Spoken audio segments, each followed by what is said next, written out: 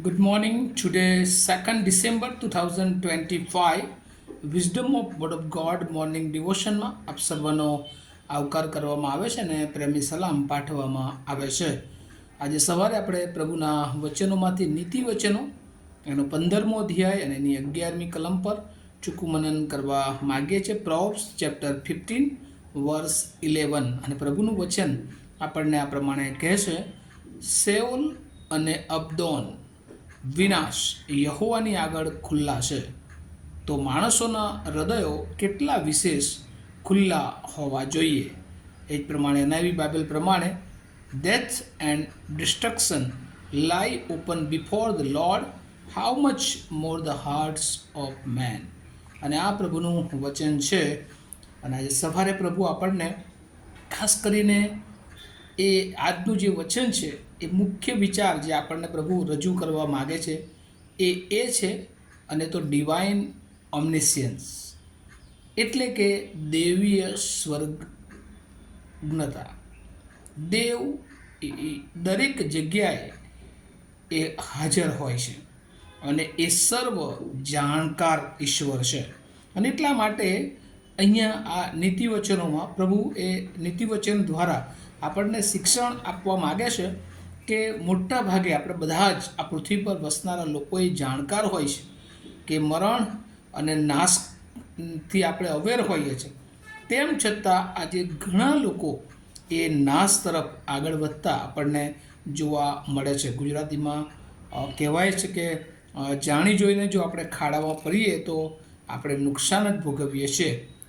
Bible એ આપણને જણાવે છે યોહાન 10 અને 10માં કે ચોર જે છે એ ચોરી કરવા, મારી નાખવા અને નાશ કરવા સિવાયના ઈરાદા સિવાય બીજા કોઈ ઈરાદાથી એ જાણે કે આવતો નથી. છતાં પણ આજે આપણે જોઈએ છીએ કે લોકો એ શેતાન તરફ પ્રેરાય છે.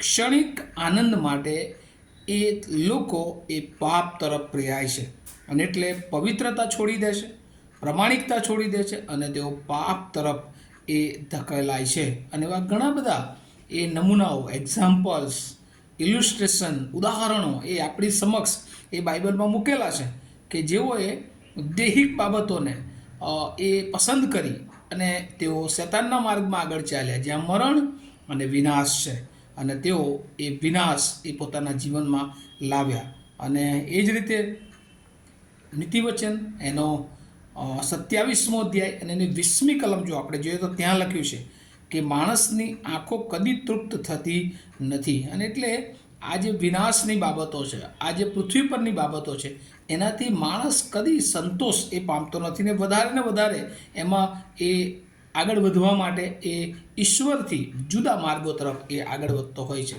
આપણે જોઈએ છીએ જૂના કરારમાં એ લોતની સ્ત્રી અથવા લોતની પત્નીની વાત કે એણે આ મોહ માયામાં એ પોતાનું જીવન એ હોમી દીધું. એ ઈશ્વરે ના કહ્યું હતું કે પાછળ જોઈશ નહીં, તો પણ છેલ્લું એનું મોહ એને પાછળ એ તરફ લઈ જાય છે અને પછી આપણે જોઈએ છીએ કે ખારનો થાંભલો બની જાય છે. એવું જ આપણે જૂના કરારમાં આખાન સંબંધી જોઈએ છે કે ઈશ્વરે બધો આશીર્વાદ આપ્યો હતો અને ઈશ્વરે ના પાડ્યું હતું કે તું એમાંથી કશું રાખી મૂકશો નહીં, પણ આ આખાને રાખી મૂક્યું. એને એમ હતું કે આટલા 6 લાખ લોકોમાં ઈશ્વર મને કેવી રીતે પકડી પાડશે, પણ ઈશ્વર એ સઘળું જાણે છે.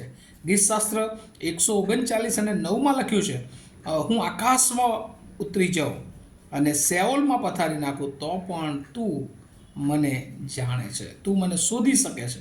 અને એટલે ઈશ્વરની દૃષ્ટિમાં આપણે કોઈ અજાણ નથી. આપણે હૃદયથી આપણે ગમે તે રીતે એ ઈશ્વરની વિરુદ્ધ જ્યારે જઈએ છીએ ત્યારે પ્રભુને ખબર પડી જાય છે. જેમ આપણે જૂના કરારમાં જોઈએ છે, આદમ અને હવા ત્યાં ઈશ્વરની હાજરી હતી, ઈશ્વર સઘળું જાણતા હતા. એ ત્યાં કદાચ ફિઝિકલ રીતે લોકોને દેખાતા નહોતા, પણ એ લોકોએ જ્યારે પાપ કર્યું ને ઈશ્વર આવ્યા ત્યારે કહે છે કે આદમ અને હવા તમે ક્યાં છો? કારણ કે ઈશ્વરે જાણ્યું કે એમણે એમની આજ્ઞા તોડી છે. અને વાલાઓ, આપણા જીવનને માટે પણ પ્રભુ સર્વજ્ઞતા છે, દેવીય સર્વજ્ઞતા એ આપણી સાથે હોય છે. અને આપણા બધા જ કામો, આપણા બધા જ વિચારો એ ઈશ્વર વેગળેથી પારખે છે. અને એટલા માટે જો આપણે એ શેતાનના માર્ગો જાણીએ છીએ, એ મરણ અને વિનાશ તરફ જ લઈ જાય છે, તો પછી અહીંયા બાઇબલ કહે છે how much more the heart of men, તો માણસોના હૃદયો કેટલા એ ખુલ્લા હોવા જોઈએ. આપણે જાણીએ છીએ કે જો આપણે શેતાનના માર્ગમાં ચાલીશું તો મરણ છે, નાશ છે. તો આપણું હૃદય એ ઈશ્વર પ્રત્યે કેટલું ઓપન, કેટલું ખુલ્લું હોવું જોઈએ. રોજ હૃદય એ પ્રભુની સ્તુતિ કરવાને માટે તૈયાર હોવું જોઈએ. રોજ પ્રભુના નિકટના સંબંધોમાં એ આપણું જીવન એ પસાર થવું જોઈએ. આ દિવસો નાતાલના દિવસો છે.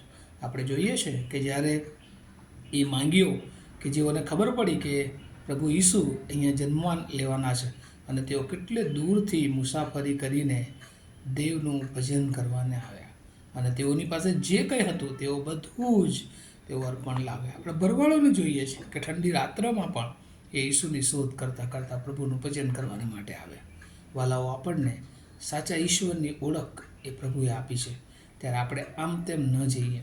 આપણે આ નાતાલના મહિનામાં ખરા અર્થમાં પ્રભુ ઈસુની પાસે આવીએ અને પ્રભુ કહેશે કે આપણા હૃદયો પ્રભુની આગળ ખુલ્લા કરીએ કે જેથી કરીને આપણે મરણ અને વિનાશથી આપણા જીવનને બચાવી શકીએ અને આપણા જીવન દ્વારા ઘણા બધા લોકોને એ અનંતકાળિક રીતે પ્રભુમાં ઉમેરી શકીએ, વિનાશ અને કાયમી મરણથી તેઓને બચાવી શકીએ છીએ. પ્રભુ આ વચનો દ્વારા આપણને સર્વને એની કૃપા આપે અને આપણા જીવનને બચાવે અને આપણા જીવન દ્વારા ઘણા બધા નાશમાં જતા આત્માઓને બચાવે એવી મારી શુભેચ્છા અને પ્રાર્થના છે. આવો આપણે પ્રાર્થના કરીએ.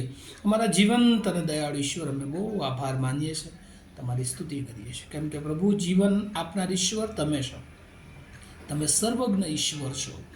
પ્રભુ, અમે તમારી સ્તુતિ કરીએ છીએ, કેમ કે અમે ગમે ત્યાં જઈએ તમારાથી છુપા રહી શકતા નથી.